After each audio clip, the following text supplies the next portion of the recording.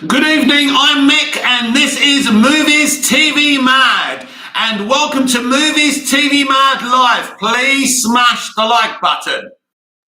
A very good evening to you all. Please smash the like button. As I said, check out my poll. Do you support Ezra Miller? I do.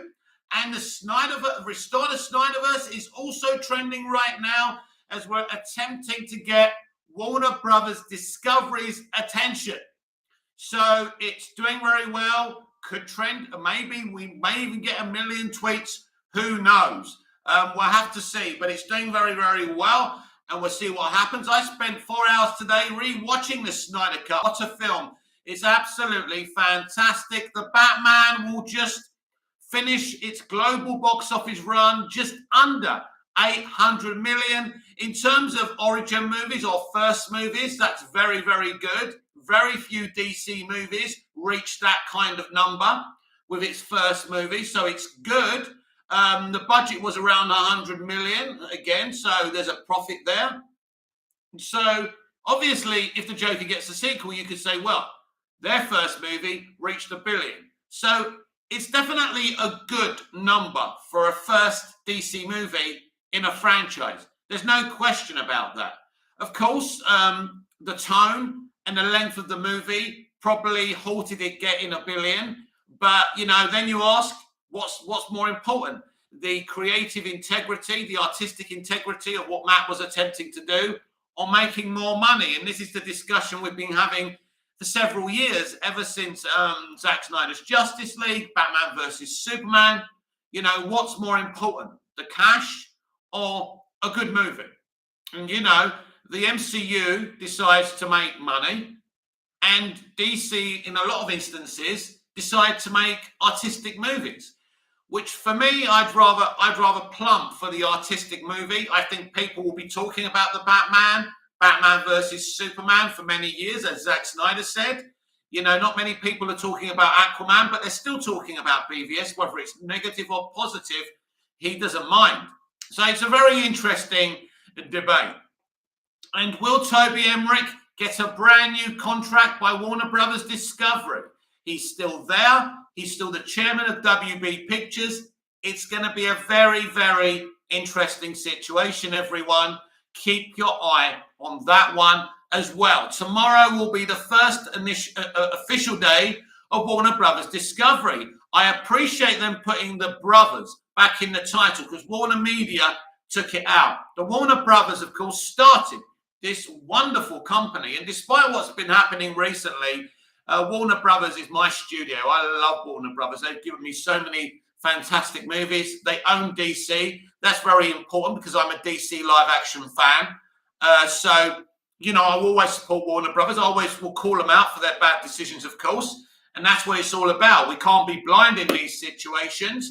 But please smash the like button. And I will attempt to entertain you for the next hour at least. So let's get going. Have your say about anything. The Legend CJ, good evening, The Legend CJ. Great to have you on the chat. When do you think they'll announce a lot of the DC stuff for this new merger? Well, obviously, there's a slate right now. There's Black Adam. There's Shazam, Fury of the Gods next year. There's Aquaman and the Lost Kingdom. And obviously we've got the Flash movie, right? So in terms of the next kind of string of DC movies, there's no need to make any announcements. Now, whether they're going to make a whole string of announcements and if they're doing something dramatic and changing the plans of AT&T with DC, that's something else. But I would say tomorrow is a big day. Tomorrow is their first day. I would say next week is a huge day for any huge, big blockbuster announcements. So here in Europe, of course, I will be keeping an eye from when it's morning in the US, so around 5 to 7 in the evening here. I will be focused and seeing what's happening. I'm sure they will post from the new account. By the way, the Warner Brothers Discovery account isn't the same account. So if you were following Warner Media, you're going to need to follow Warner Brothers Discovery. Hashling me, are you watching Man City v Liverpool? I'm keeping an eye on the score, 2-2 right now. Hashling me, yo Mike, good evening. Hashling me. A very good evening. Thank you for joining the chat. There's 6 of you here. I hope you enjoyed today's DCEU Daily. I am considering doing the DCEU Daily live from now on and not pre-recorded. Because I've got an HD camera, it takes like 6 hours to upload a 15-minute video. And it's just, I have to switch off all my devices. It's just no good. My internet here is so crap, my upload strength, and I can't get it better. So I am thinking of maybe doing 2 lives a day, the DCEU Daily and this live that we do every evening. So look out for that. And the problem is it probably won't be as good because obviously internet when you go live around here isn't great. But I shall try to do that because I can't be uploading a video for 6 hours a day. It's absolutely ridiculous. So we got 8 votes on my poll. Do you support Ezra Miller? Yes, 62%. No, 38%. Just watching the Snyder cut today, even though I wouldn't have cast him as the Flash and I wouldn't have cast Jesse Eisenberg as Lex, but still, when I see those 2 performances, I'm very grateful for those guys.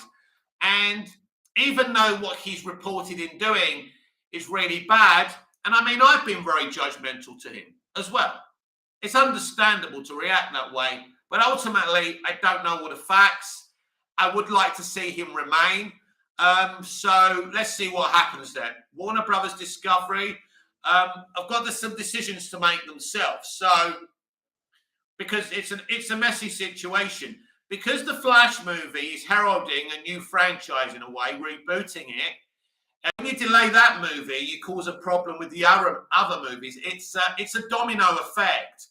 And by delaying that, you've caused the domino effect. Ashley, me, which one do you want it first? Out, JL2 or the Batfleck movie? Well, in terms of the Batfleck movie, Ben has kind of been saying that he doesn't want to play Batman anymore. So it's a bit difficult to support that one. But Zack Snyder's going to be busy for a very, very long time. So this wouldn't be happening for ages. Let's just get the Snyderverse restored first. And I suppose let's worry about that later. But if Ben, I mean, I think the original order would have been the Batfleck movie first, then JL2, because we know that Ben's Batman, either in JL2 or JL3, sacrifices himself and dies. So we'll have to see what's going to happen there. So there's a lot of unanswered questions in terms of the DCEU. Because of the Flash delay, because of the Aquaman delay, because of the reports about Ezra Miller, these situations kind of could make it difficult to restore the Snyderverse. It's an added complication amongst other complications.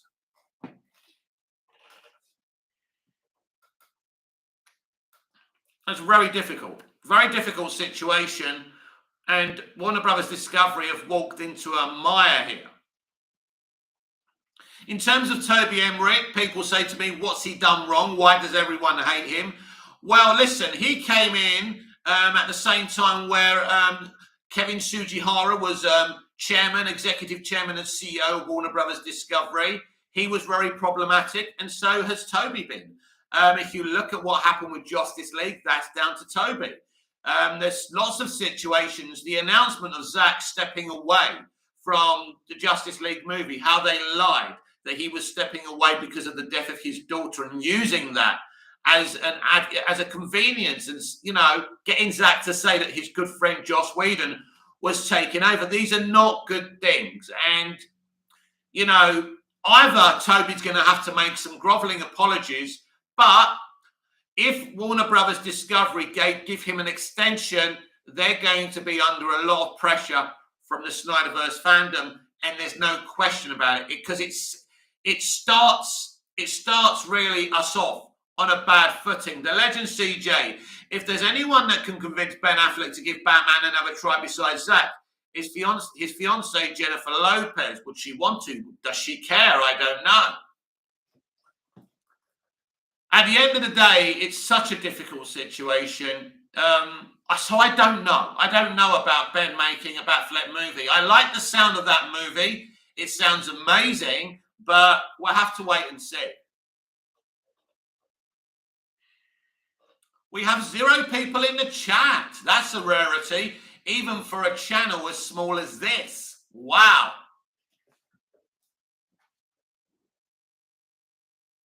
Full-time, City and Liverpool 2-2.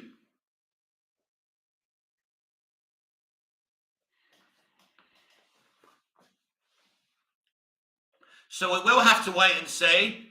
Obviously, this Restore the Snyderverse hashtag is trending right now. And we're just waiting for someone to come into this chat because it's gone dead right now. So either there are people in it and it's just saying 0, as it does sometimes, or there's actually 0 people in the chat. That's madness, isn't it?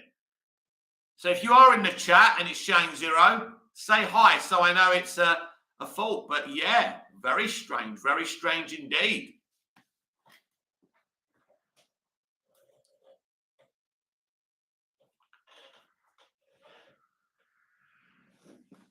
We have one viewer, whoever that is. Could it be one of these evenings where we don't get a lot of people in the chat? Smash the like button. Check out my poll. Do you support Ezra Miller? Yes, 62%. No, 38%. 8 votes.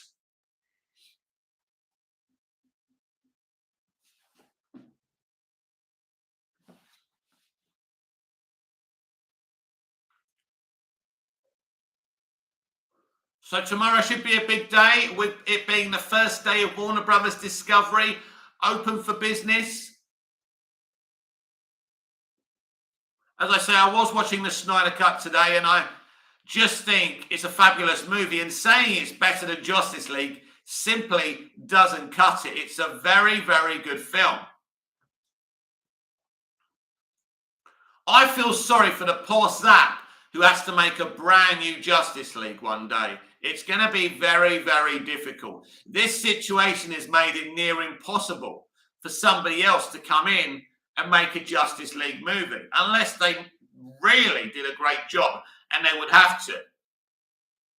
The Legend CJ, if it's restored, we will have to wait for 2-3 years. And by that time, Marvel will be close to wrapping up their universe. WB has no more excuses. Oh, well, you know, the MCU isn't going anywhere in the next 2 or 3 years, my friend. And, you know, it's up to the studio what they want. We know the Snyder Cut made a hell of a lot of money for HBO Max. The physical copies were sold out. It was a very popular film. But there are complications to restoring that. So we're going to have to wait and see. Zack's making 2 Rebel Moon movies. The production will last till November. I don't think he would be free till next fall of 2023. So it's complicated because they didn't sort this out earlier. So we're just going to have to wait and see. All we can do is fight for it, try and restore the Snyderverse, and worry about how long it will take for him to actually do it. You know, he may even bring in somebody else to do it, to direct it. Someone, one of his team, to come in and direct it.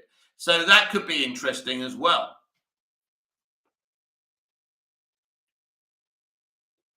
Clay Staub has been rumoured. He's denied it, but Clay Staub is a good friend of Zack's and has worked with Zack before. He could direct it. Basically, the scripts have been written. We've seen the storyboards.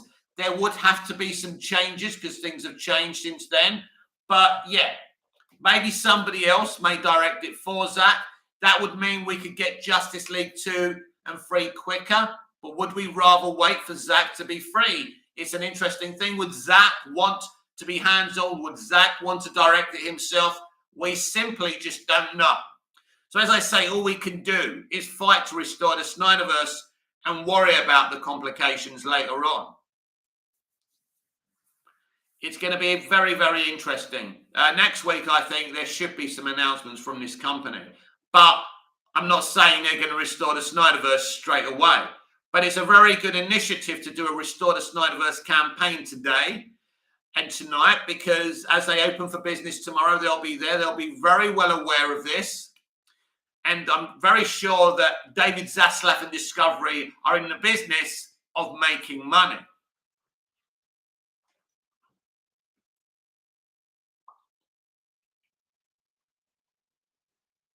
And they've got a lot of work to do to fix a broken studio.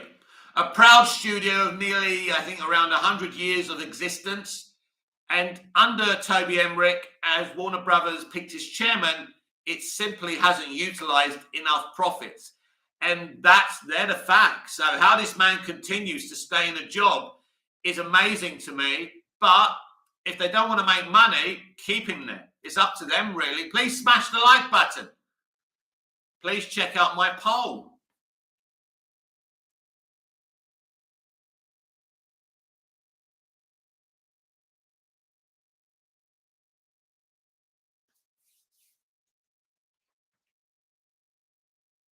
The Legend CJ, they understand DC animation, but not live action.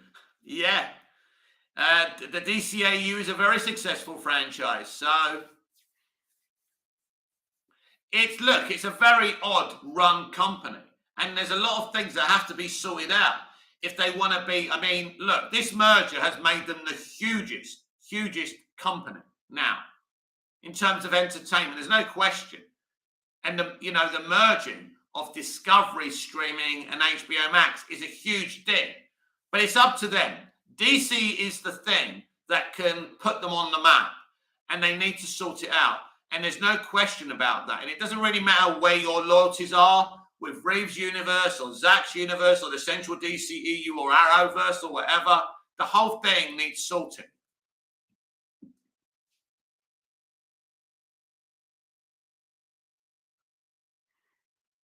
So the whole thing needs to be looked at.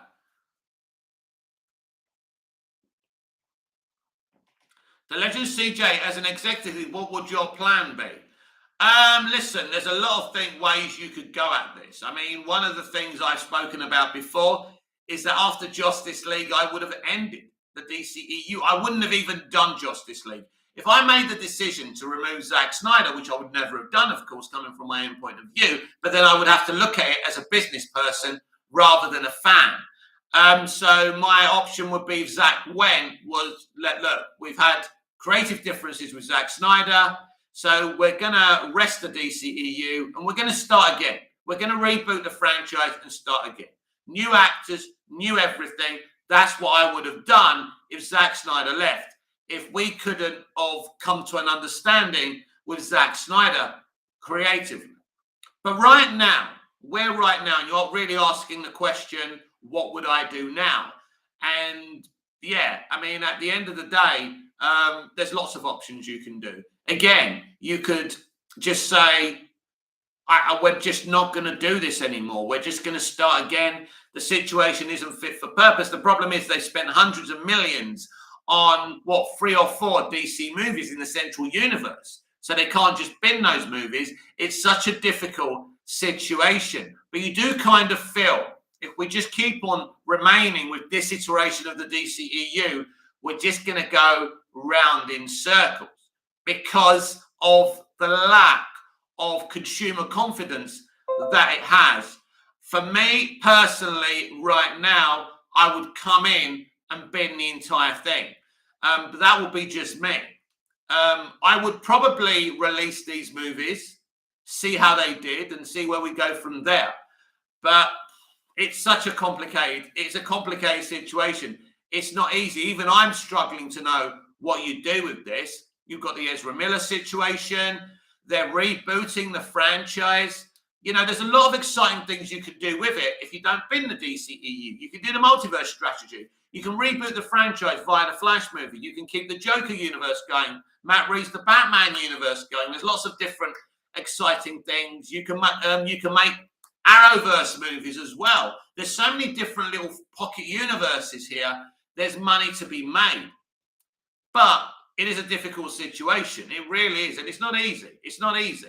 It probably would be for the best just to bin the entire thing and start again. And that's something that would have, if you did it properly, consumer confidence rather than trying to constantly be digging yourself out of a hole. I think you either bring Snyder back full time and let him run it, or you say, thanks, but no thanks. Let's just start again. Because they should have just let Snyder finish his story, finish his arc. He would have been done by now. He would have been done by now, and he would have been set up to start again for someone else. That's the ridiculous thing about this mess. Reno Jack, yo Mick, pretty chill little Sunday. Hope all well, sir. Yeah, everything's well, Reno Jack. Hope you're doing okay. Thank you for coming in to the chat. Smash the like button. Please subscribe if you haven't subscribed. If you are subscribed, please make sure you're still subscribed.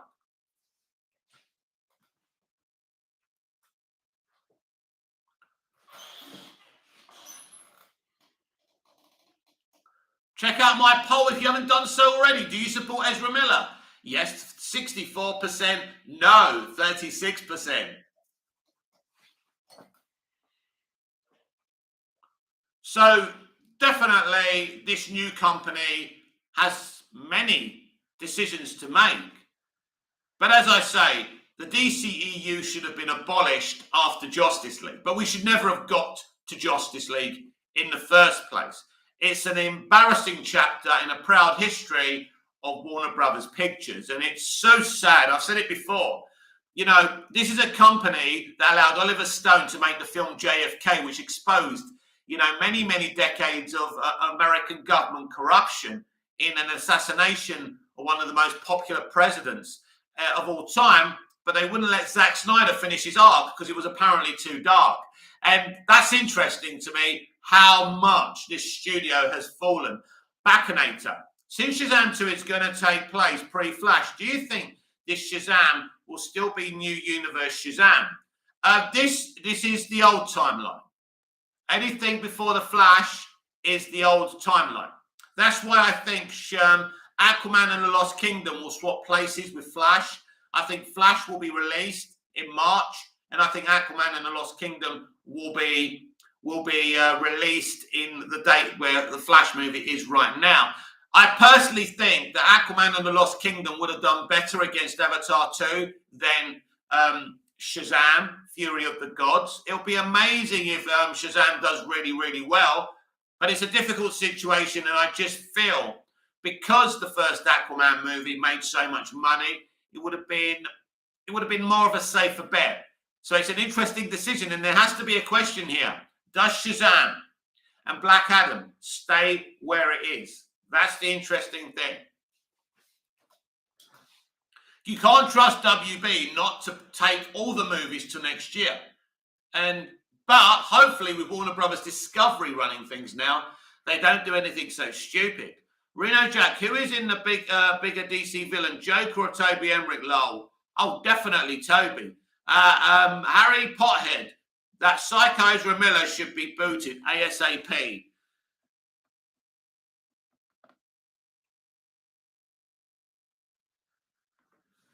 So I'm assuming you voted no then.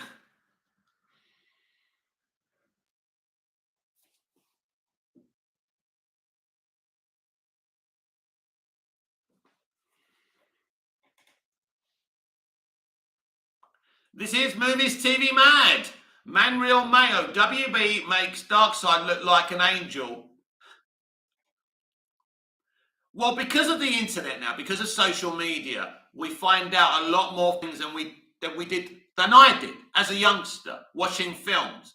I wasn't aware that Richard Donner was removed from Superman the movie when I saw Superman 2. I just assumed they brought a new director in and he went and did something else. I didn't know about the Dick Donner situation until I bought all the documentaries. The Dick Donner situation is very similar to the Zack Snyder situation. The tragedy of the Dick Donner situation, of course, that him and Tom Mankiewicz, or who we friendly call, we nicknamed Mank, they were planning to make 4 or 5 great Superman movies. And that was down to the Salkinds, not WB. Very sad situation, because basically, if they were allowed to make 4 or 5 awesome Superman movies with Chris Reeve, the Superman franchise would have been so further forward now than it is. And that would have convinced them to keep on making more movies. But because so many have failed so badly since Superman 4, they don't know what to do with Superman now. And that's a shame. Harry Pothead, any chances of Amber Turd getting fired after the Johnny Depp court battle? I don't know, my friend. It's another complicated situation because she ain't broken no laws, my friend. Because morally, you know, you could say this or that, but if everyone was sacked in Hollywood for being immoral, we wouldn't be watching any movies or watching any TV. Balconator, did DC Superbets also got delayed? No, it's been brought forward to the summer. It is actually in the spot Black Adam was going to be in. Jesus is GOAT. Several stars from Justice League has struggled with some kind of mental breakdown. Ben Affleck, Ray Fisher, and now Ezra Miller. Ray Fisher hasn't had any breakdowns, my friend. Ray Fisher has passionately tried to fight for, for the toxicity that happened in the Justice League production, but no. So I'm not blaming that production for people having breakdowns. Ben Affleck has had an alcohol problem for a very long time, and he has very little to do with what happened on the Justice League set.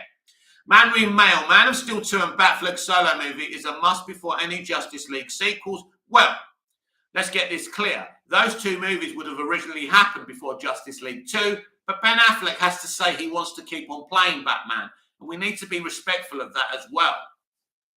Harry Pothead, why do you think Aquaman 2 would have performed better against Avatar 2? Well, that's quite a simple answer to that, because I think Aquaman 2, the first Aquaman, was epic. It worked. It made over $1 billion, and there's definitely more of a chance of competing. Two epic CGI movies, competing against each other. Jason Momoa is very popular. James Wan is very popular. It would have had a much better chance. Jesus is GOAT. Thanks for clarifying. You're welcome. And the thing is with being an alcoholic, even if you stop drinking, you're still always an alcoholic. There's always that urge to drink. So you can't hide away in your house, obviously. You still have to go to work, whether you're an actor or you're digging. Manrit Mail, I saw on the DC Reddit that even a lot of people agree that Batman and Superman should have crossed over after Batman Begins 2005 and Superman Returns 2006. This is a great point, Manry Mail. I've made this so many times on my channel and on my social media. I said, because this was before the MCU, they had Batman Begins in 2005, they had Superman Returns in 2006, and they had Green Lantern in 2011. And forget the problems with Green Lantern. There were 3 movies there that could have been the beginning of an exciting franchise. We would have got there before the MCU. Now, it probably would have failed anyway, because DC Entertainment, Jeff Johns would have fucked it up anyway, but it would have given us a chance. And this has been a great point. The problem is Nolan didn't want that. That's another problem. Balconator, recasting the old Justice League cast and making an amazing jail sequel will be the best thing Warner Media can give us. Well, if you recast them, it's not a sequel. You have to start again. So there's not a situation where they're going to be recast and we continue this story. If you recast, you start again, Balconator. That's the end of that one. Harry Pothead, I think the opposite would have happened if Aquaman 2 had opened the same day as Avatar 2. I think it would have underperformed. Well, it may have underperformed, but Shazam! Fury of the Gods will underperform even more. So I just think Aquaman and the Lost Kingdom would have had a fighting chance. The truth of the matter is Shazam! Fury of the Gods and Aquaman and the Lost Kingdom haven't got much hype around them anyway. That's the problem. The Flash has got the hype because it's the Flash, they're rebooting the universe and there's crossovers. But those other 2 films haven't got enough hype to go up against Avatar 2. But the one with more of a punch, more meat to its bones, is definitely Aquaman and the Lost Kingdom, as far as I'm concerned. Reno Jack, seems crazy to me, but I've talked to multiple people who have seen Justice League and they didn't even realise how they butchered Henry's lip. This is the consumer at large. Well, do you know, Reno? I'll tell you a little secret, and I've mentioned it on my channel before. I didn't notice it on my first viewing. I only noticed it when everyone was screenshotting it and they did GIFs. Now, I wasn't happy with the GIFs because I said this was disrespectful to Henry. So I was never happy at the underlining of that. But the underlining of that was very important, by the way. But I didn't notice it. And I actually think that opening scene when I first saw it was kind of charming. That he's talking to kids and, it's kind of a flashback of what Superman meant to the world before he was killed. Manly Mail, the problem is a lot of Batman directors are so used to realism and don't have the guts and dedication to make a connected universe like Zack Snyder. This is the problem as well. It suits people like Matt Reeves to make Batman because you can bring him into this world. And yeah, I absolutely agree. But If you want to make the real money, if you make a great connective universe, you can make money. This is why I was talking about Arrowverse being spun off to movies.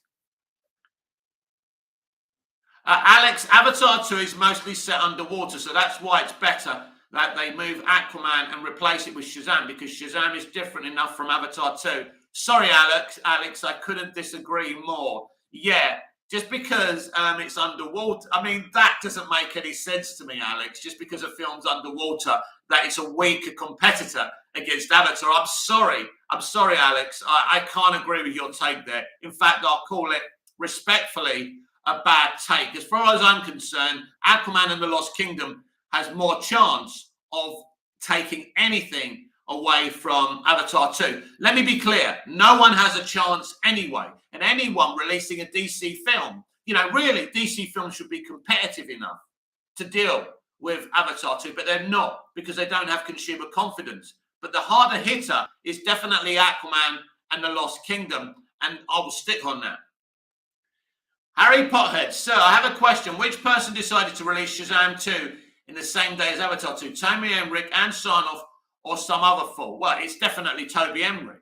Again, shows how bankrupt and how incompetent he is. Hashling me. What sites do you usually use for reading DC news? Twitter. That's all I do. I go on Screen Rant and things like that. Basically, my whole timeline. If you follow me on Twitter, you'll see me retweeting stuff. So I don't need to go on things like these off-sites with conspiracy theories. I don't waste my time because normally it's full of bullshit. So that's what I do. My information comes from Twitter because Twitter has got the best journalists, factual ones. Hollywood Reporter, Variety, Deadline. You can't get better than that. John, hey, Mick. Good evening to you, John. How is it going? I'm getting a bit hot now.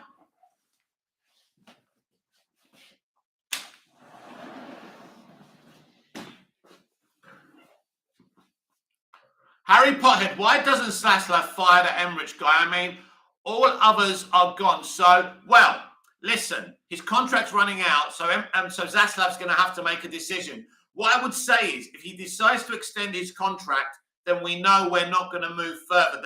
There's no change. There's no change if he keeps him there. So that's the message he's sending out. And what he's going to do is show the whole world and the whole entertainment community it's more of the same. And it will be a very bad decision. It may be impossible to remove him. He may have so much dirt on a lot of people that he can't be removed. Red Panda, what a beautiful game City Liverpool was. Yep, brilliant game. Balconator, do you think Henry will still be Superman if he exists in the new universe? If he exists in the new universe, that goes without saying, of course. That's the question mark. Does he exist in a new universe? And again, we have to see what Discovery decide now, because they're just coming in. So surely they're going to have to look at these films and make decisions on them if this is the best way to proceed with a multiverse strategy. John, did you see the toy of the villains in 4-4? I did. Harry Pothead, what about Walter Hamada? Well, right now, Walter Hamada is still in a job. As I say, focus tomorrow and the rest of next week. Big announcements should be made. If Hamada is going to go, these announcements will come in the next week or so. So very interesting. I mean, I have no idea. I suspect it's just going to be more of the same. Emmerich will remain, Hamada will remain, and I just don't see these people being removed. But I hope I'm wrong. But at this moment in time, it doesn't look that way.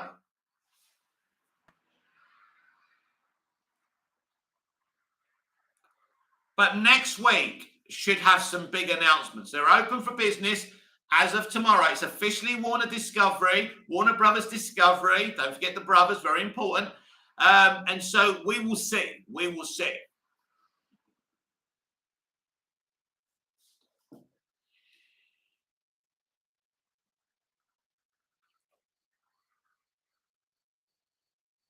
The announcement of Anne Sarnoff had to be made because her position was going to be, because if you were at Warner Media and your position was going to be null and void, they had to announce it before the merger.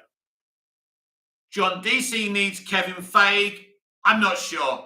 I'm not sure about that. Clearly, he's been very, very successful, but I think he's got a lot of problems coming his way. He's obviously done a good job, but yeah, we ain't getting Kevin Feige. And you know, there's got to be people. First of all, you've got to understand DC to be someone who leads a DC live action universe. Harry Pothead eagerly waiting for the CinemaCon presentations, especially that what Warner Brothers will announce. Yeah, I'm not sure about CinemaCon, if it's just going to reconfirm what we're getting this year, or if we're actually going to get something new. Balconator, won't Batgirl spoil the Flash for the ending if it comes out before the Flash?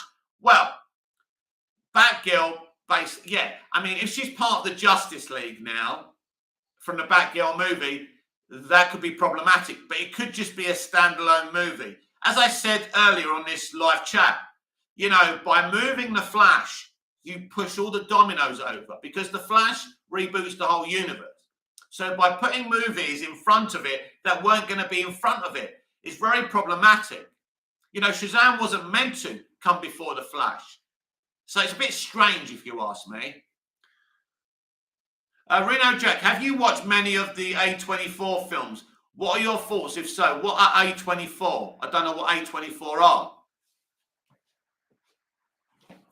So that's a no, because I don't know what A24 is.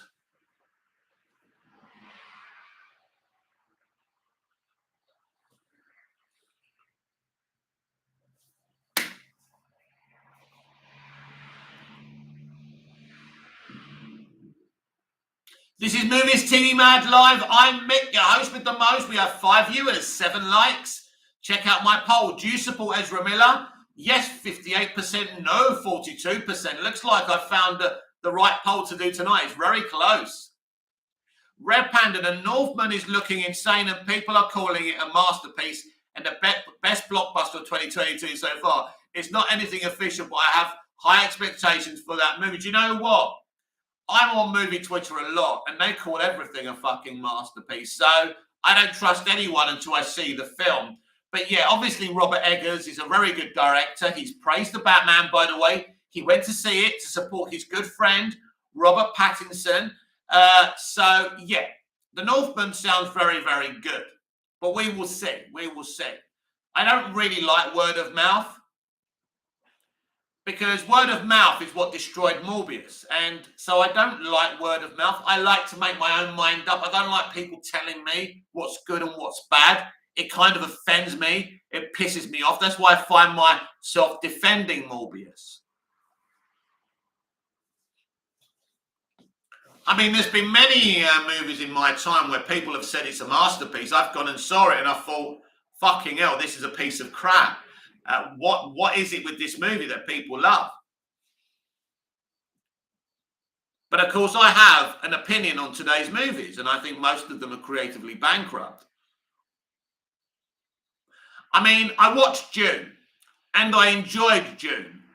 But if I compare it to Lord of the Rings, if I compare it to other films, I don't necessarily think it's any better than that.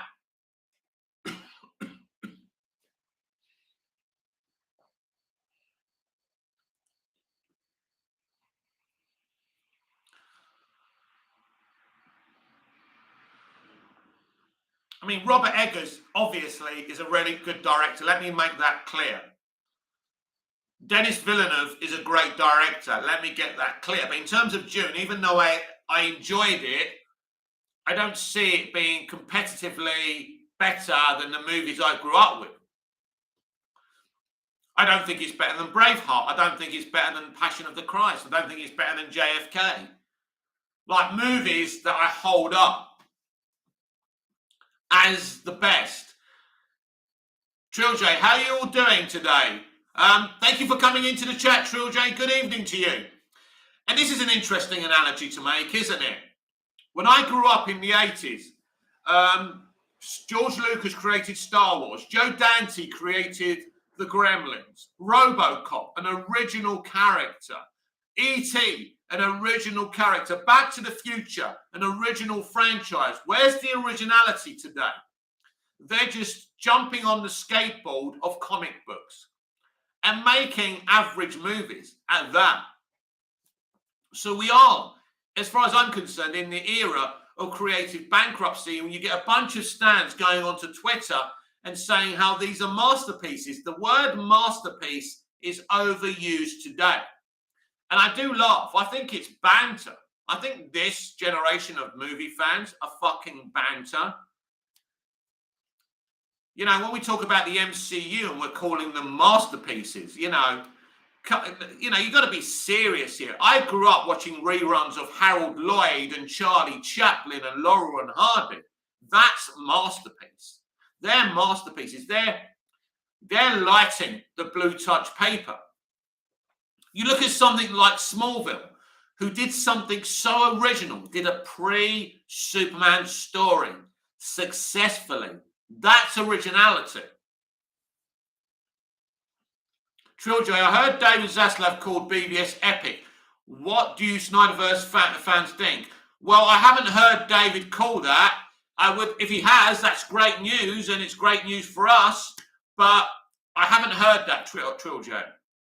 Red Panda, masterpiece is an overused word to describe movies nowadays, and people tend to either love a movie or call it perfect or hate it. A lot, there is no in between nowadays, and that is pretty toxic. Yes, I agree. It winds me up, Red Panda.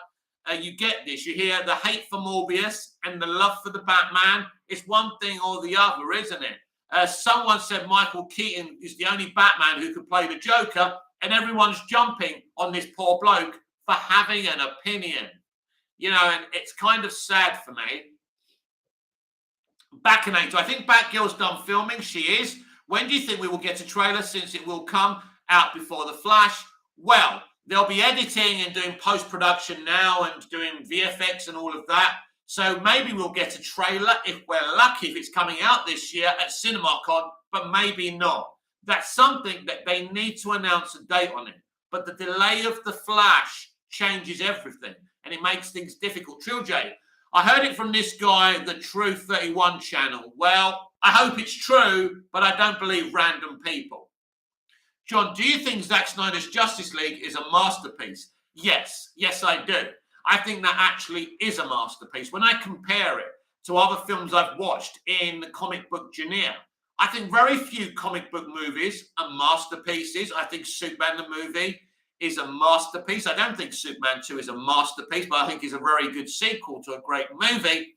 I think Superman 3 is watchable, but not a masterpiece. Superman Returns isn't a masterpiece. X-Men and X-Men 2 are masterpieces. There's no question about that. Spider-Man 2 is a masterpiece.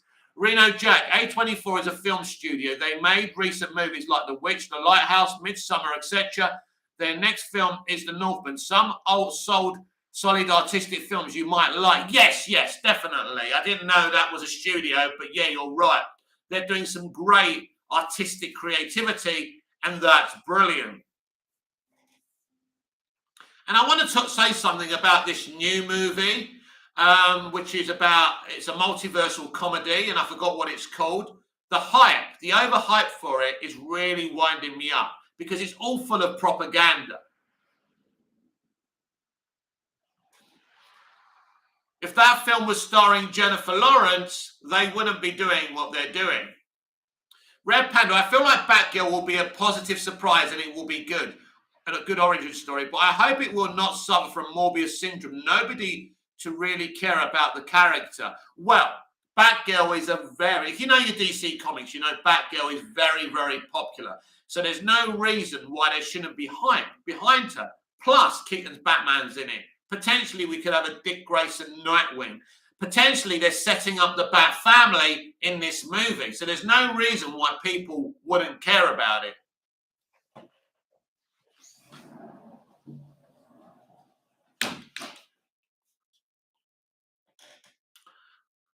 But in terms of when Batgirl's released, with the Flash movie being delayed because of the Ezra Miller stuff, it's very difficult. I made it clear from day one when they announced they were doing a multiverse strategy via the Flash movie. I said nothing could go wrong with that movie. If that movie went wrong, then the whole plan would be dead. Reno Jack, sad that so many people let the toxic opinions of others get to them regarding the films they like. If you like something, the opinion of others shouldn't really matter. Reno Jack, let me explain something to you. When we grew up, there was no social media. The biggest thing we had was something called Point of View, where people wrote onto a television show about TV. But we didn't have each other's opinions shoved in our faces. If someone says a political opinion, you're going to have the opposite opinion. Then you're going to... It's easy to get triggered because now there's this megaphone on the internet and everyone has a voice. And this is why we live in such a much more toxic society. Now, I enjoy social media, but the negative elements to our world are there for all of us to see. Trill J, Zack Snyder's Justice League is indeed a masterpiece. He's even won an Oscar, and I think that will be a great way to end things off if he never gets to finish his vision, John. Yes, I agree. Red Panda, random question. What did you think of The Last Jedi? Right, let me break down The Last Jedi. Rian Johnson, I think, is a good director. What you don't do is put Ryan in the middle of somebody else's franchise. That's where the problems are. The Last Jedi is one of the most stunning looking Star Wars films ever made. But the end of the movie, I was never angry by the movie, but the movie underwhelmed me and bored me by the ending. By the time we get to the ending and Rey is giving Poe fuck me eyes, after we had that great kind of first movie with, you know, Finn and Rey with that great chemistry they had together, and then they went to that. It was a weird film, and it underwhelmed me and bored me in the end, but it never made me angry. It kind of made me feel I'm not interested in Star Wars anymore. That's how it made me feel at the end of the day. I think Ryan should have been given a Star Wars story to do or his own trilogy. They shouldn't have shoved him in the middle of someone else's franchise, and that was the problem. And look, it's been run so badly. For me, there's 6 Star Wars films, and they're George's Star Wars films. I don't class the Disney stuff as Star Wars.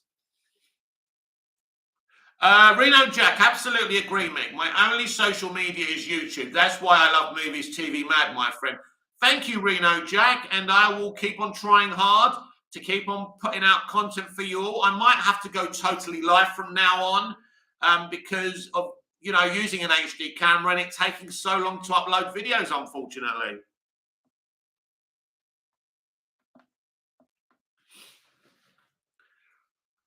Backinator, Batgirl could take place on the Flashpoint timeline and could appear in the new main timeline. I think that's the idea.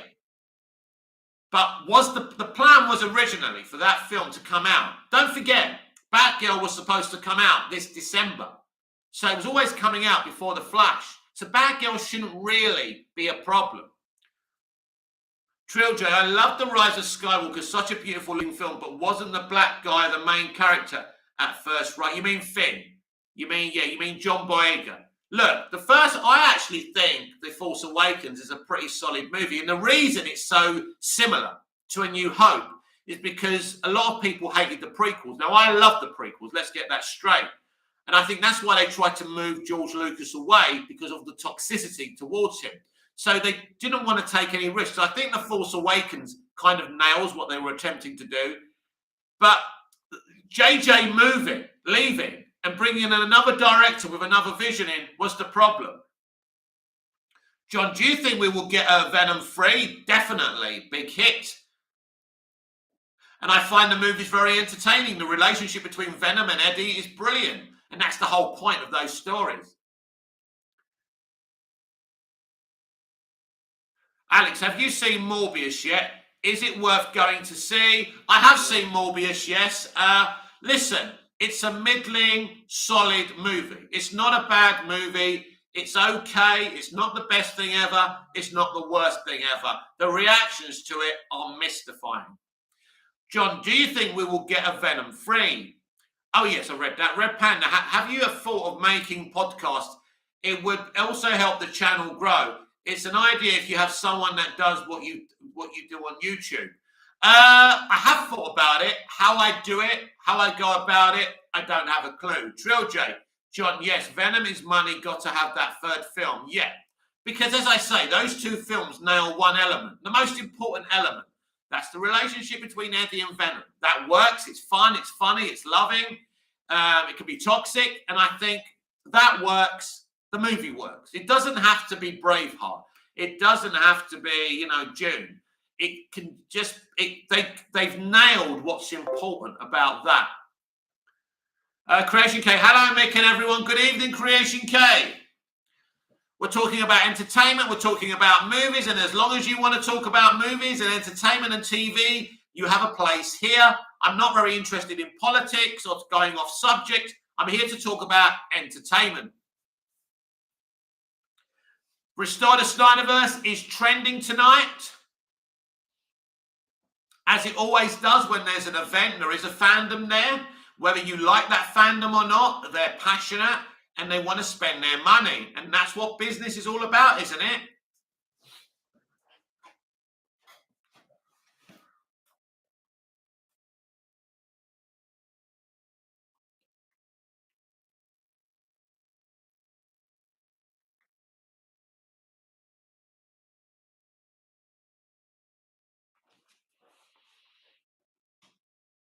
Trill J, at Mick, what impact do you think Matt Reeves' Batman trilogy will have when it's completed?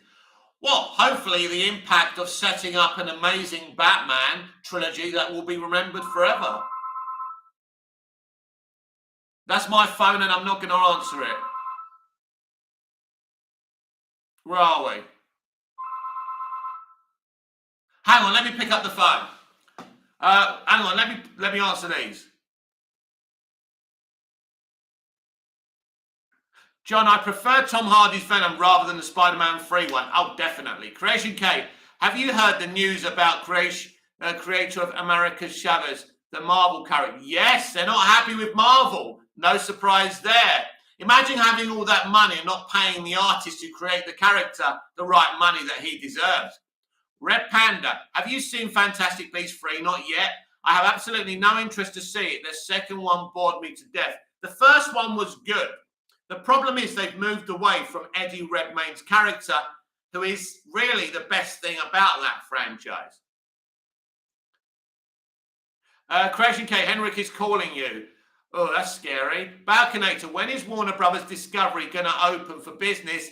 And when do you think we will see some big news? It's opening for business on Monday. Tomorrow, we should start to get some big announcements next week. Creation K, ha ha ha. Trill J Mick, the house phone, tell me you live in Wayne Tower. Beware of Riddler. Creation K, Red Panda, agreed. Hang on 1 minute, I want to check something.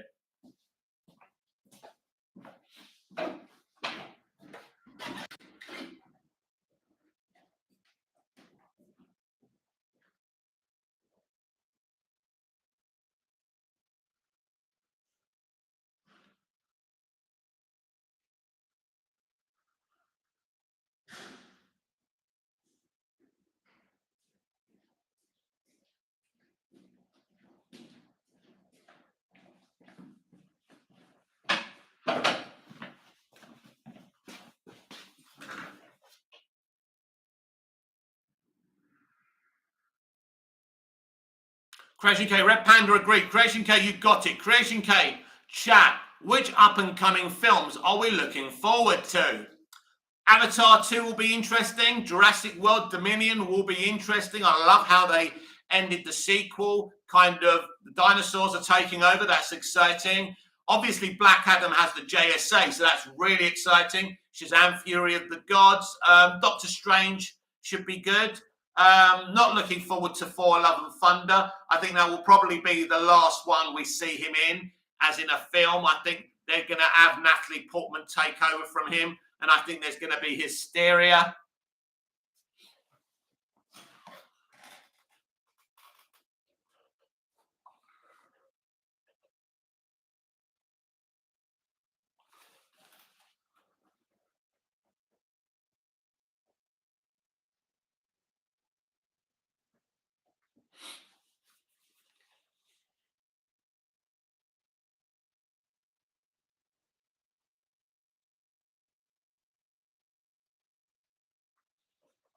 Red Panda, looking forward to see The Northman and Doctor Strange 2. Other than that, I don't know what I can really watch at the cinemas the next 2 months. Yeah, I don't think it's... because the summer blockbuster is dead now. We don't get the big summer blockbusters we used to. Balconator, I forgot about the 4 movie. What's it going to be about? Well, all I know is that basically Natalie Portman's character is going to become Lady 4. I don't know the 4 comics. I don't understand it. I thought we got rid of her.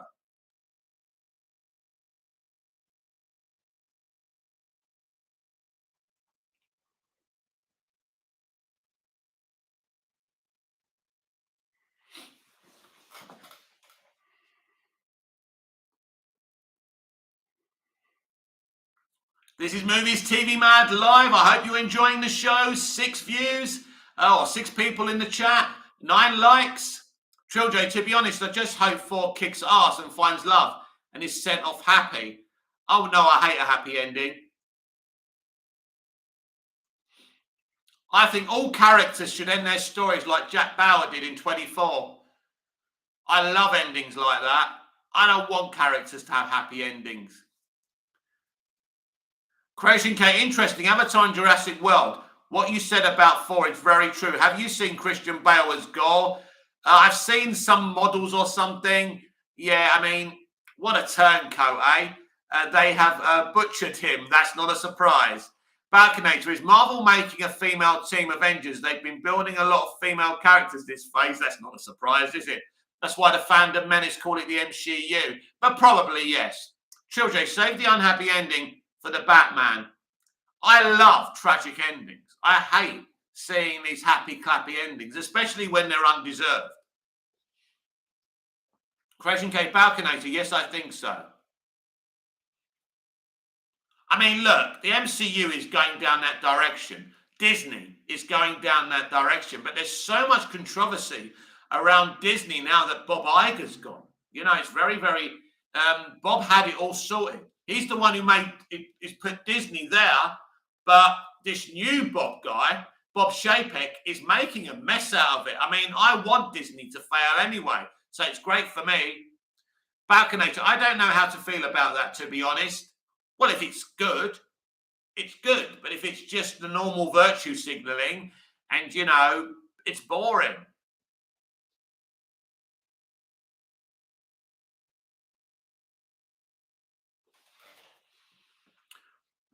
Trill J, if they are bring back Black Widow and let her lead the female Avengers and give Gamora the white suit from the new Guardians video game, yeah, that would be interesting. I don't know if Black Widow can come back.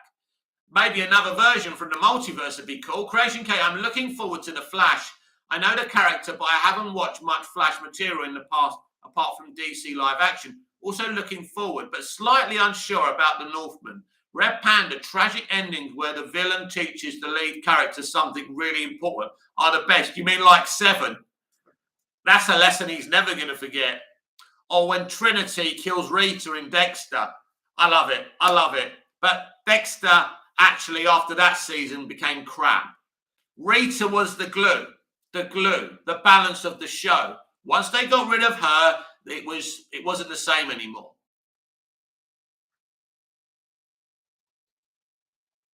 But Jack Bauer, I remind you, in 24 has had 2 great endings. The season 8 series finale, when he has to be on the run. And then I love how the Chinese grab him at the end of 24, Live Another Day. Jack Bauer can never have a happy ending. John, Spider-Man 3 did not have a happy ending. Not really. Which was, I don't hate Spider-Man 3. I don't think it's as good as the first 2. But I still think it's an okay movie. He had a tragedy with Harry dying. Trill J, The Flash is going to be good, to be honest. It's just we don't know how the ending will affect fans. The Snyderverse plays a big part in the movie. Honestly, I hope his fans are happy when The Flash ends. Well, apparently, the Snyderverse will be left in a pocket universe. Of course, we don't know how true these leaks even are. I think there's true ones and there's not so true ones. It's a difficult situation. We shouldn't be knowing. The leaks are unfortunate. You don't really want to know so much about a movie. We'll see what they do with that film now. It's interesting what Ben Affleck said a few months ago. He said, you know, Batman in the Flash movie is the best version of his Batman. And he said he hopes that they don't do anything to it, that they don't change it. That was an interesting thing to say. Creation K, in 7, do they actually show what's in the box. Can't remember seeing anything. I don't think you see it, no. Balconator, I just saw the new 4 look from a toy box, and I think it needs time to grow on me. Alex, where is the 4 trailer? Is that movie in big trouble? I don't know. They've done this before. I think Avengers Endgame didn't have a trailer for ages. They wanted to hype people up. But this film hasn't really got much hype around it anyway. But it's the MCU. It's $1 billion in the bag anyway. It doesn't matter how good or bad these films are. They always do well. It's kind of boring in the end. That's why I mock people on Twitter for having a go at other films when they stand the MCU. I think Doctor Strange could be in trouble. I think Thor, Love and Thunder could be in trouble.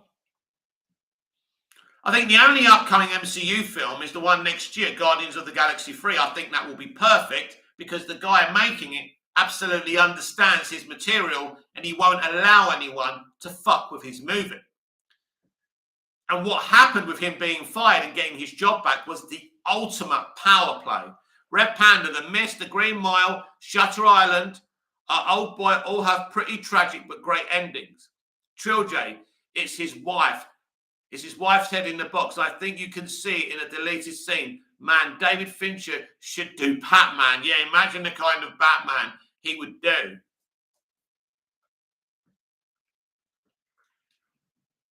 Well, I think some directors don't actually want to do comic book characters, which you can understand. They shouldn't all do comic book characters. There's so many other things you can do.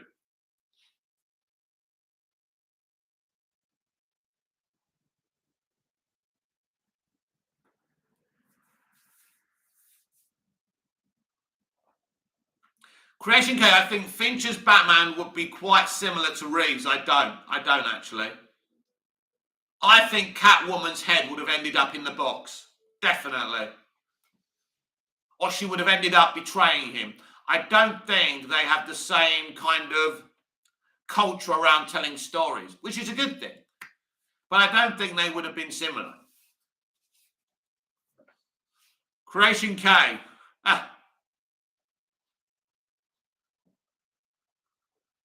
Fincher's stuff is a lot more brutal. Red Panda, if Fincher makes a Batman movie, my life will be complete. He's my favourite director and Batman is my favourite character ever. I want Quentin Tarantino to make a Batman film.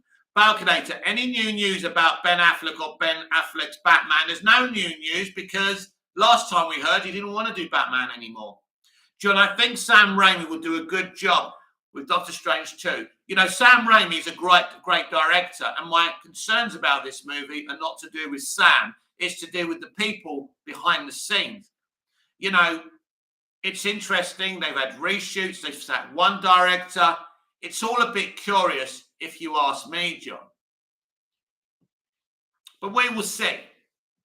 Trilogy, hello, hell no. Fincher would be so epic. Just watch a girl in the spider's web. He's a go with action and crime drama, and he's pretty faithful to source material. Creation K Mick, do you know who Christopher Dennis is, aka the Superman of Hollywood Boulevard? Nope, never heard of Christopher Dennis. The name sounds kind of familiar, but I can't place it. Creation K John, let us see, not long now. Balconator, isn't Doctor Strange 2 only like 2 hours? How do you feel about that? I don't mind watching a 2-hour film, but I do feel that film was supposed to be longer originally. So that's a curious thing because that's not the average runtime of an MCU movie. So that does make me kind of suspicious. We'll just have to wait and see. But seeing how MCU stands have been trashing Morbius, it would kind of amuse me if one of their movies this year doesn't work out the way they want.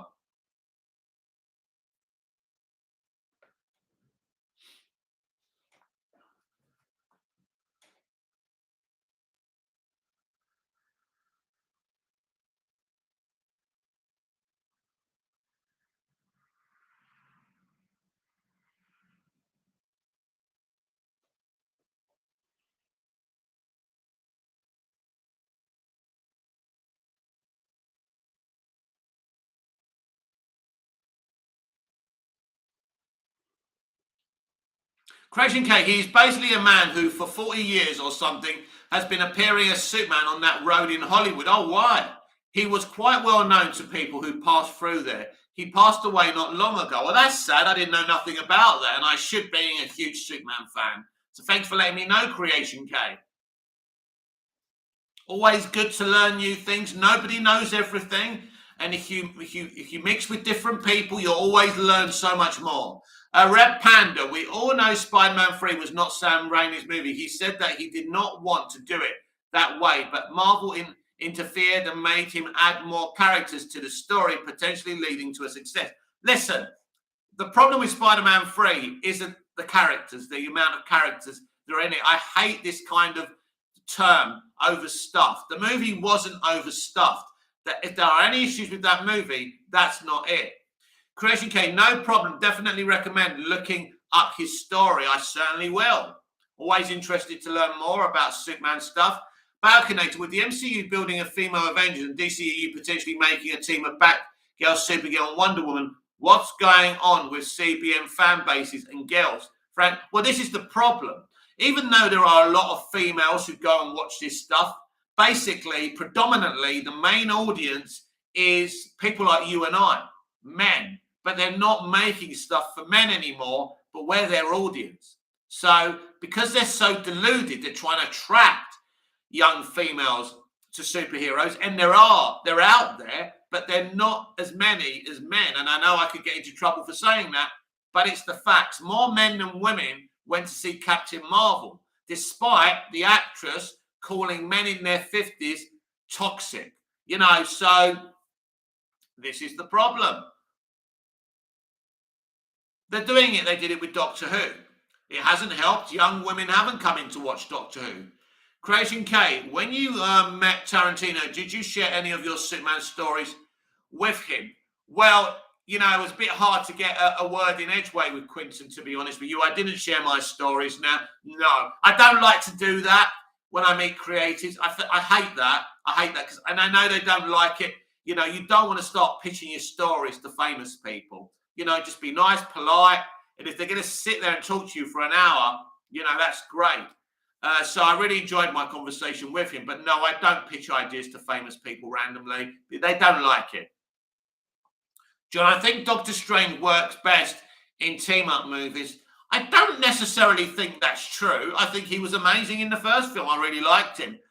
Maybe you're right. Maybe you're right there. I concede that. But I don't think if this film doesn't do well, that's the reason. Balconator, hopefully it doesn't end up like the 2016 Ghostbusters movie. Well, Ghostbusters, for me, shouldn't have gone past Ghostbusters 2 anyway. I didn't like Ghostbusters Afterlife. I thought it was bland. It wasn't funny.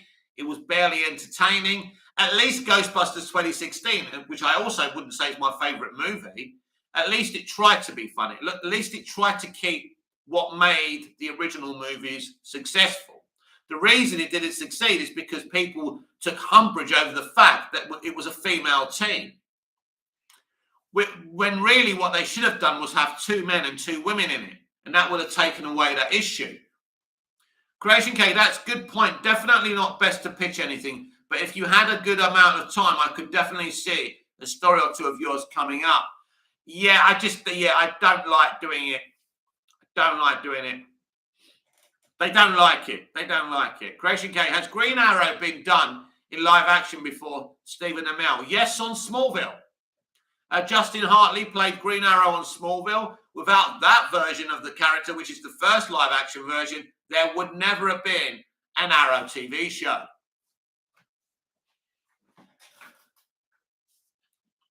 And if you haven't seen Smallville, Creation K, it's a pre-Superman story about a teenage Clark Kent.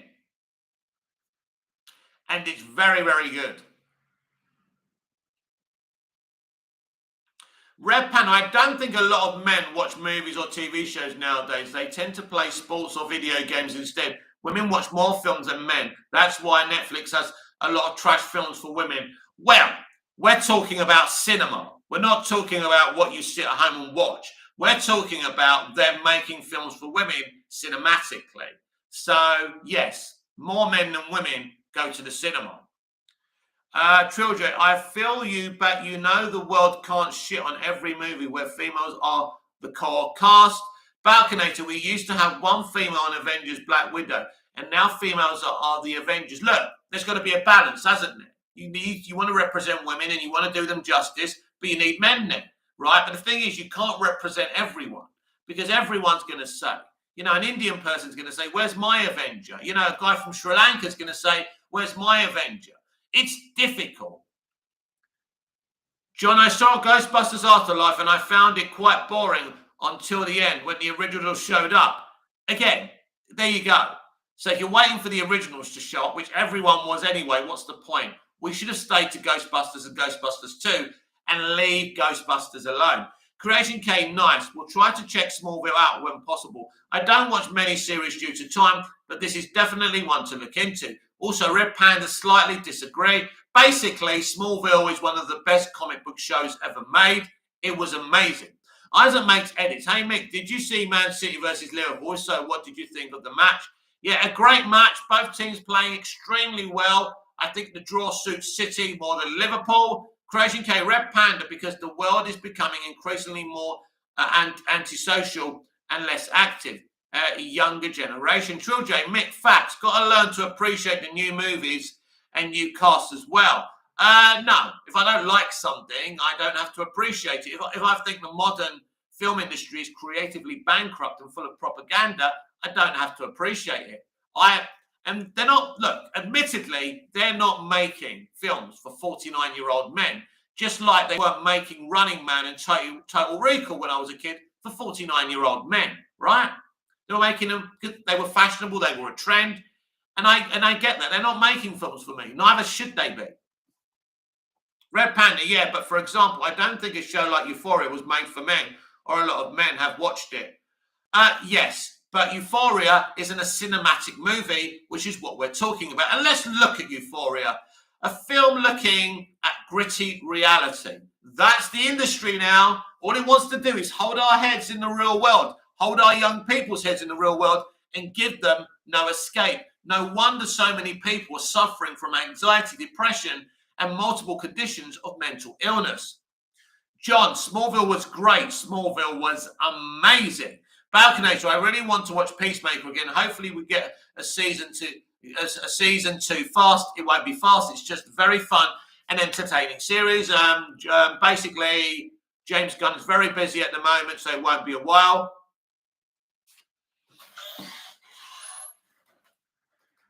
I do like it when the comments are flowing, though. Last night was terrible. I got tired. I quit after an hour. I was literally, my eyes were closing.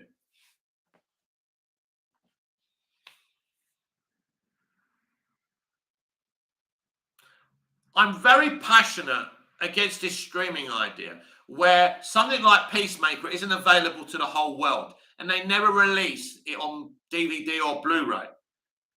Like the MCU stuff, I don't think on Disney Plus you can't get on Blu-ray. I don't think. Trill J, Balconator probably not getting a season 2 until after the Flash. Hopefully, James Gunn gets a bigger budget. Well, I don't think Peacemaker needs a huge budget. Creation K, Euphoria is a load of psychedelic, melancholy rubbish. The fact that it wins awards tells you all you need to know. It's well made, it's well performed. Obviously, some really good talent on it. But I resent the fact that our young people are not given any escapism through creativity and entertainment. That's what they're doing today.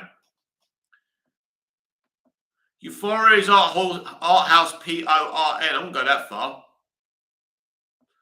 Look, I don't think Euphoria is a bad show. I think there's a lot of talent around it, but it's typical of the mentality in Hollywood today. There is no escapism. And then everyone celebrates Euphoria, but when Zack Snyder brings superheroes in the real world, everyone gets offended and angry. Alex, I'm looking forward to Rebel Moon for escapism. Wow, that's going to be amazing, isn't it? 2 back-to-back movies. Oh, my God. He's going to show Lucasfilm how to make Star Wars movies, even though it's not a Star Wars movie, but it's in space. It's interesting, isn't it? There's not many space movies being made anymore. That's interesting to me. Trilogy, Euphoria is a really excellent show. It's just all the sex and the nudity, also the way the females do evil things and get away with it. It's just not easy to watch. I still love it for what it is. Well, it's because it's another extreme left entertainment industry piece of propaganda where basically women, who I call the cake and eat it gender, can do whatever they want. But when men do something immoral or wrong, they have to face punishment. This is what happens when you allow extremists to take over a once amazing industry. Balconator, it's pretty late in my country, so I'll be leaving now. Bye. Bye, Balconator. Thank you for coming in, my friend. Creation K. Alex, we can only wait. Rebel Moon is something. I keep on thinking about Rebel Moon, actually. I was watching the Snyder Cut today, and I was thinking about Rebel Moon. I can't wait. This is one of the hugest movie projects Netflix have ever invested in. Creation K, see you, Balconator. We have 13 people in the chat. We have 11 likes. We have a poll. 27 votes. Do you support Ezra Miller? Yes, 56%. No, 44%.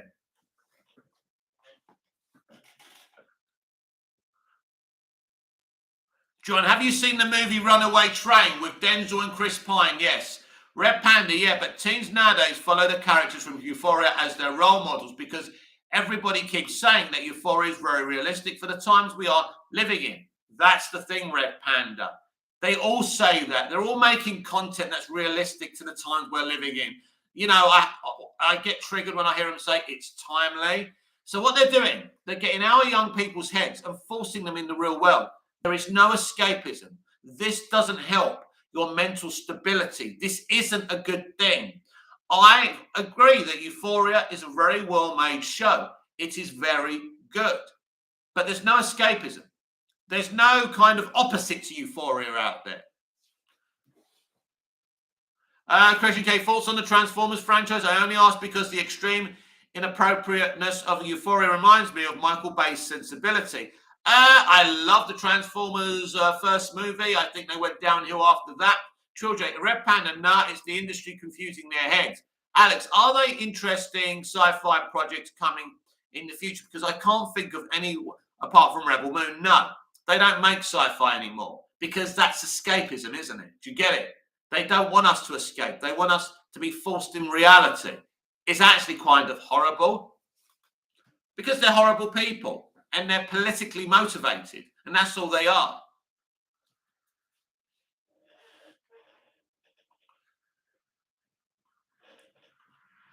When you've got an industry run by extremists and propaganda merchants, it's not going to end well. Alex, it is horrible. Yes, it is. They don't want escape. They don't want escapism. These are authoritarian people who want to mold people's minds. Alex, can't have anything fun anymore. No. The extreme left do not believe in fun. Never forget that.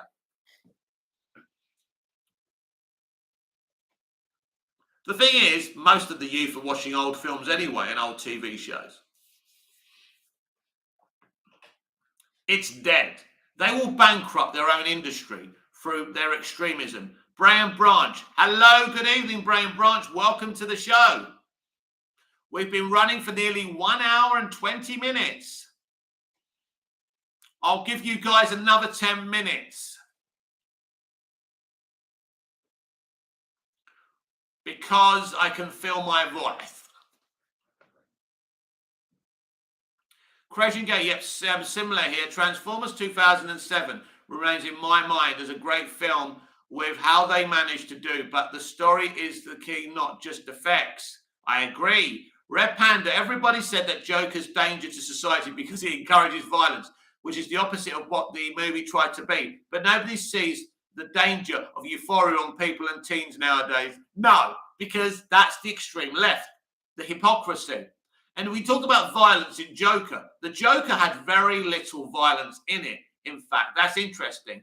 Joker was a very, it had a lot of mental illness commentary, and I think it was amazing considering this guy was mentally ill.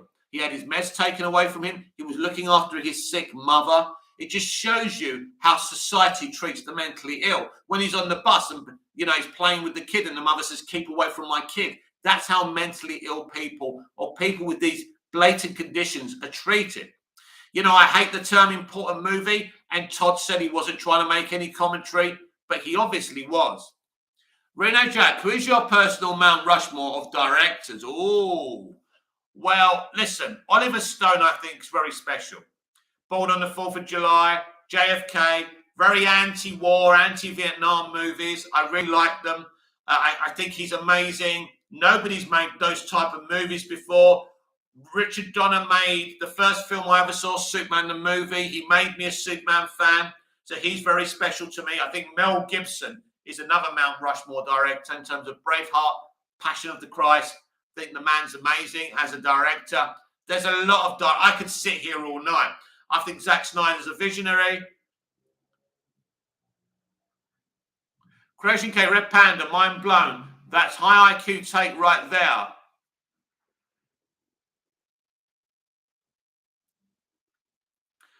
But we are in a place now in the entertainment industry where you see people standing a load of rubbish. There you see people saying, oh my God, that bowl of fruit in that movie I stand. Wow, the way they shot it, that director's amazing.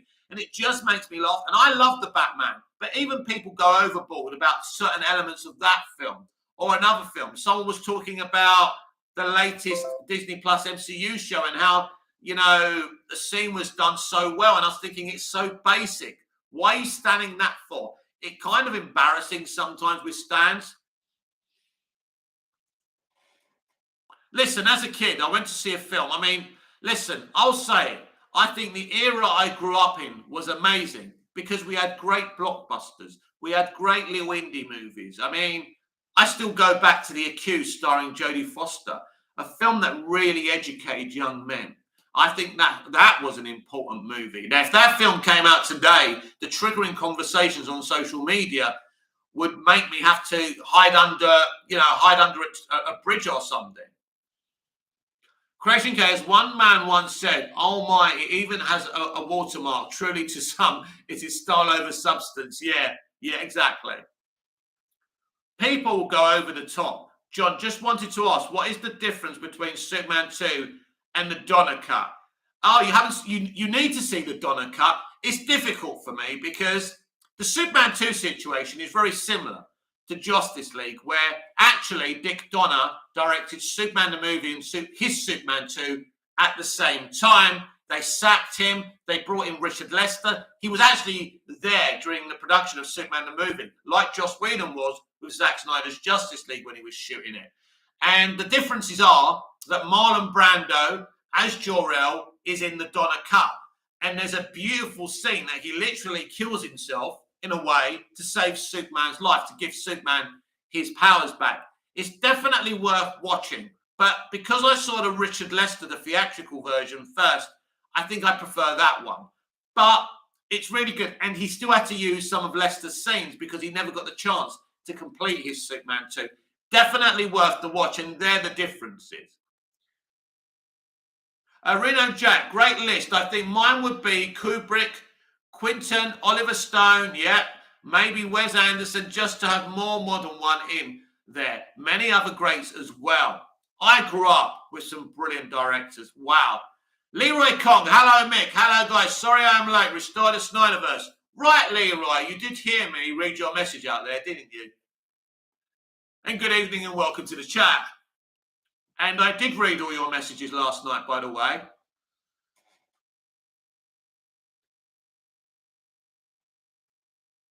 This is Movies TV Mad Live. We have 8 viewers. We have 13 likes. Do you support Ezra Miller? Yes, 53%. No, 47%. Alex, Creation K, I just watched TF5 for the first time and like that they took the legend of King Arthur and put a Transformers twist on it. I'm not a big Bay fan, but this was something very different. Listen, I'm not a Michael Bay stan, but I appreciate him for his strengths. For example, The Rock is a brilliant movie. Did he? I don't think did he do Bad Boys? No, he didn't do Bad Boys, did he? But he's done. I like his style of shooting. It's very cool. I don't think he's an auteur or anything, but there are films that he did that I really, really like. So I respect him as a director. But I think some of the people who make fun of Michael Bay are too busy thinking they know everything about film. Reno Jack, Francis Ford Coppola comes to mind as well. Yes, Bram Stoker's Dracula, by the way, is an amazing film. Apart from Keanu Reeves' British accent, that guy really can't act. As much as I love him, he's not the greatest of actors.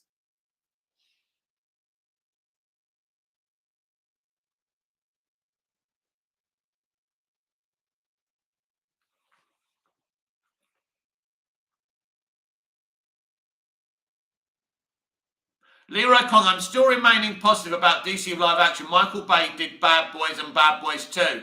Yeah, Michael Bay is an amazing director. In terms of not being an auteur or a visionary, I like his style of shooting a movie. And he does great action. I think The Rock is my favourite one that he did. But I think he's a really good director. But I don't think I wouldn't put him up as an icon, an iconic director. But I also don't understand the hate for him either. But this is the era of love or hatred. There's no in between. Reno Jack, I love Bram Stoker's Dracula so much, but also agree about Keanu. His Brit accent was comical, but Oldman and Hopkins were sensational. They were. Even a young Winona. Oh, Winona was amazing. John, do you like the movie Face Off? I love Face Off. What a movie. That was Nick Cage and John Travolta at their pomp. They were two of the most popular actors at the time. So put them together. That's what we used to do back then. We didn't used to cross over characters. We used to cross over actors. That was the exciting thing because we actually had movie stars. And movie stars took precedent over who they were playing.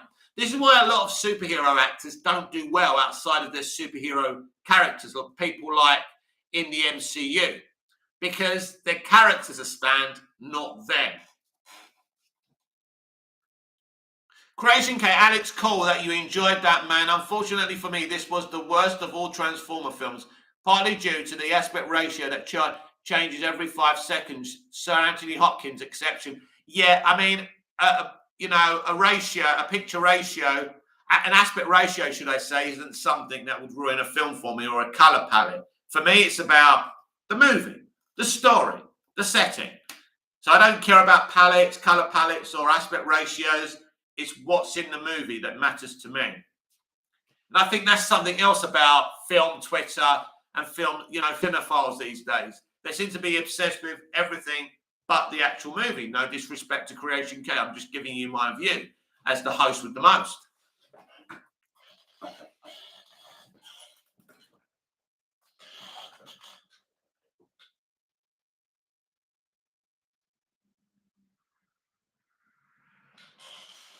Leroy Kong, I'm hearing Supergirl and The Flash will be both appearing in the season finale of Superman and Lois. They should add Brandon Routh's Superman. So that sounds exciting. Yes, Leroy. I hope that's happening.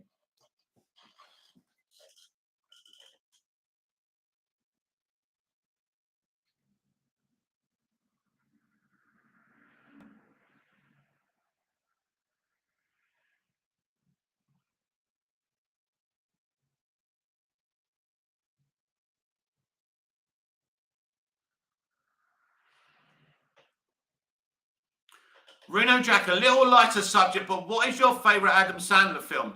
His early works were great comedy. Mine is a Happy Gilmore. I quote it all day. Was Adam Sandler in that film when they keep on rewinding and fast forwarding? Or was that someone else?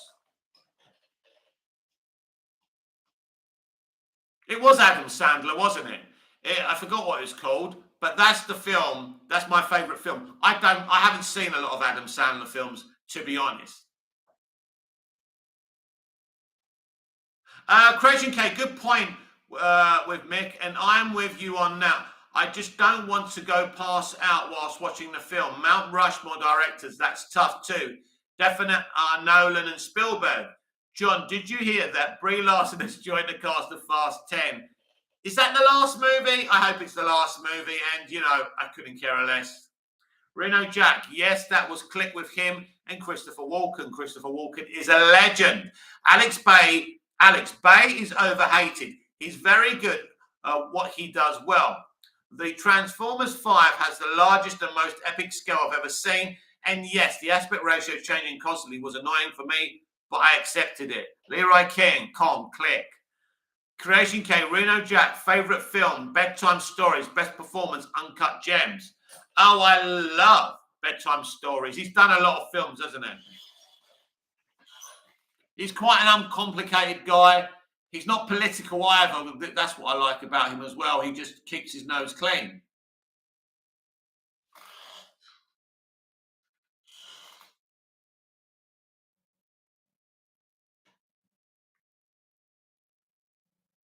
Creation K, good point. Will I do try?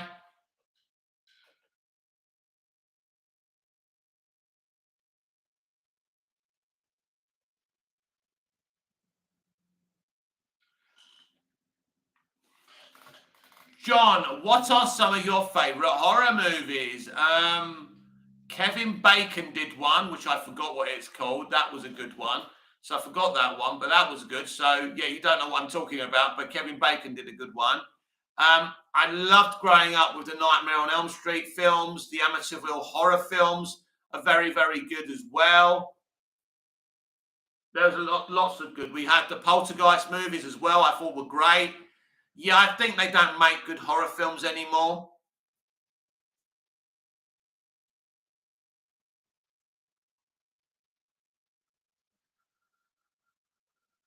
Reno Jack, Uncut Gems is another A24 film. That movie gave me so much anxiety because of Sandler. He's just nervously pacing around throughout. Creation Case, sorry, Mick, and all I have to go for food. Thank you for your time. As always, thank you for coming in for the chat, Creation Case. See you again soon. Reno Jack, Creation Case, can't believe I forgot Spielberg. Yeah, how can you forget Spielberg? John Hollow Man. No, it's not that one. I forgot what it's called. Creation K, Reno Jack, no props, Creation K. See you, everyone. See you later. Thank you very much for coming into the chat.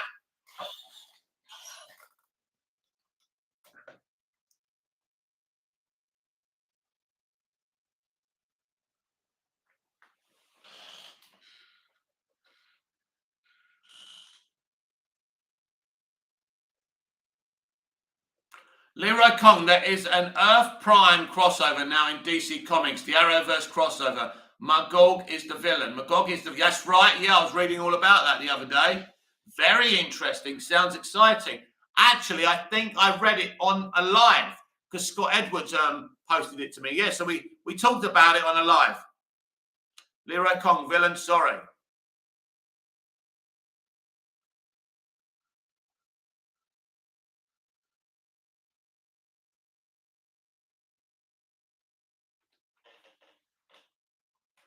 Right, I'm going to give you another 3 minutes, I think, and then we'll be off. Or I'll be off. John, what did you think of the movie Hollow Man? I never saw it, to be honest with you. That's one I skipped. I didn't like the look of it. If I don't like a film in the trailer and it doesn't appeal to me, I kind of, I can't be bothered.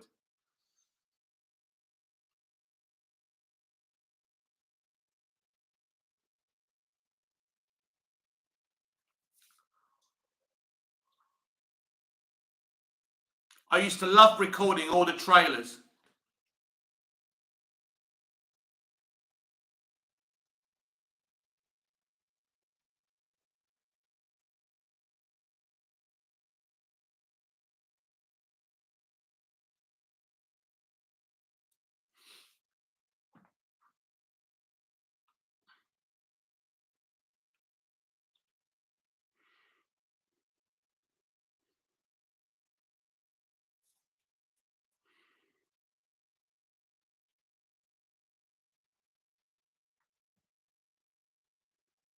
Reno Jack, Christopher Walken is such a legend. I agree.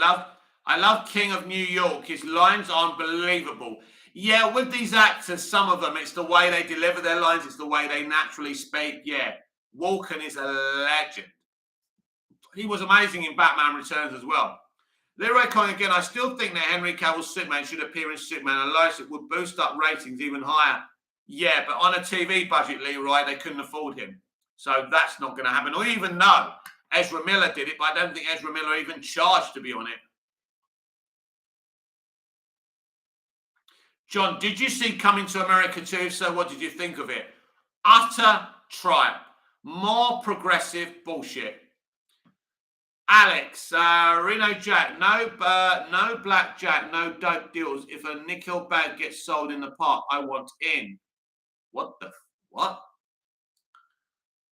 Alex, what's the best Arthurian myth movie in your opinion? Oh, I don't know. Why don't you tell me?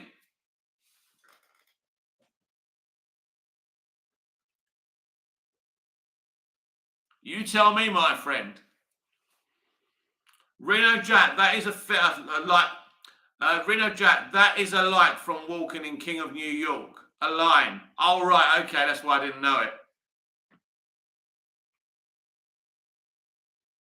Christopher Walken is an iconic actor, though. Great Bond villain in A View to a Kill. Great in Batman Returns. Great in Catch Me If You Can as Leonardo DiCaprio's father. Definitely one of the icons.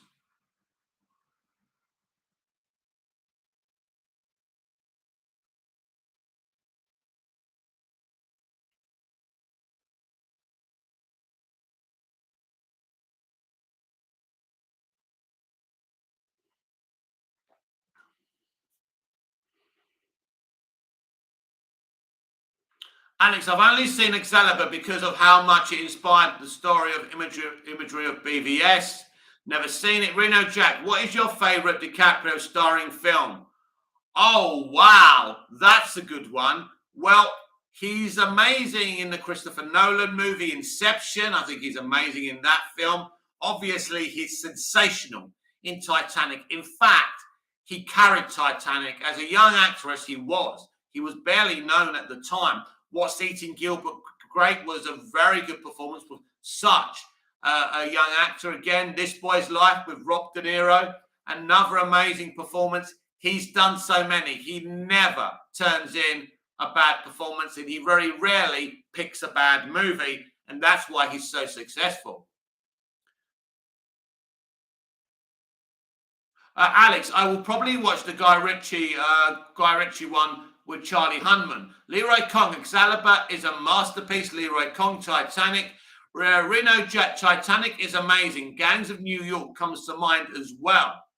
Yes, Gangs of New York is very good. John, one of my favourite movies is Sleepy Hollow with Johnny Depp. Sleepy Hollow is very good, yeah. Alex, you couldn't make Wolf of Wall Street nowadays. Twitter would blow up. Yes, and that was only a few years ago. Twitter can't handle anything. People shouldn't just listen to Twitter. Twitter blows up over anything anyway. People just want their point of views displayed in art, and that's the problem. Reno Jack, John Sleepy Hollow is an absolute vibe, yes. I think Edward Scissorhands is one of his best performances. I loved him in Charlie and the Chocolate Factory. He's great in Alice in Wonderland as well. But he's done, obviously, Pirates of the Caribbean franchise, one of the best franchises. He was amazing. I can't believe they're doing an all-female Pirates of the Caribbean with Miss Feminist herself, Margot Robbie. Although we haven't heard much about that. That probably may not be happening.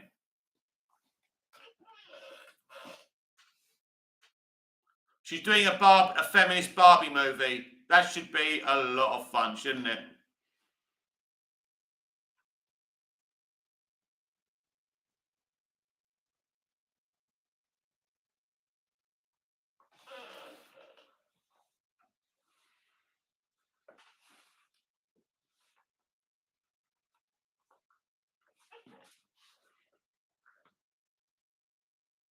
Reno Jack, I also like Johnny Depp in Once Upon a Time in Mexico. Never seen that one, to be honest.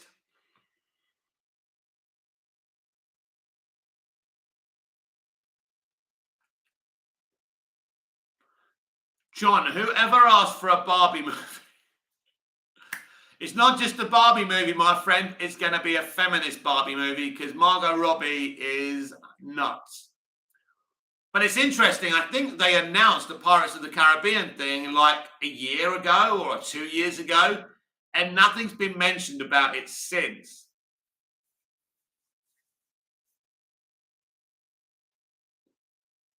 She's going to make her feminist points via Barbie. This is how mad these extreme leftists are.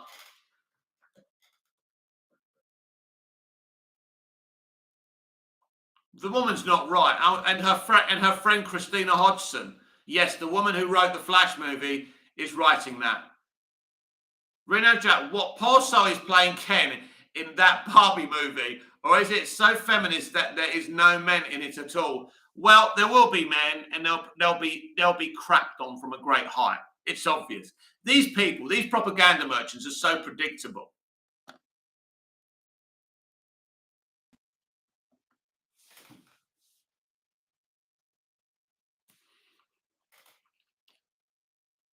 So I'm just checking out the feed with my hands because it keeps on freezing a bit.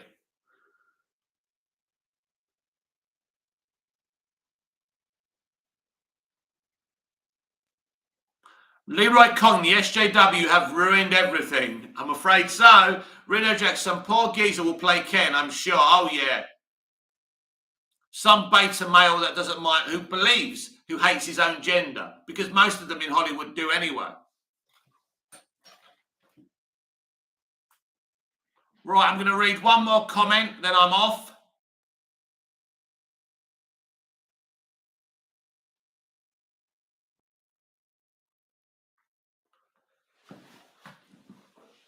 One more comment, then I'm off.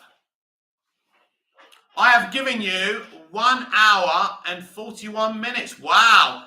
Leroy Kong, great live. Thank you, Alex. Thanks, Mick. See you tomorrow. Alex, bye. I may be up tomorrow morning to do a live DCEU daily, so be aware of that.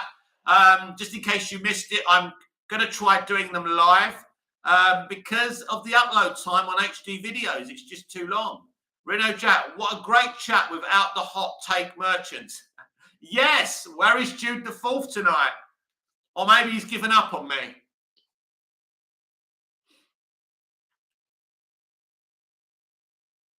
Yeah, no Villager, no Jude the Fourth. I'm sure they'll be back. Reno Jack, have a great one, Mick. Thank you very much. I will try. This has been Movies TV Mad Live. I'm Mick, your host with the most. Just ask your girlfriends and your wives, please like, share, comment, subscribe, hit the notification bell so you never miss this beautiful perfection. And I'll see you tomorrow morning for the DCEU Daily Live. Until then, goodbye, au revoir, auf Wiedersehen. See you again soon. See you later, everyone. Thank you. Peace.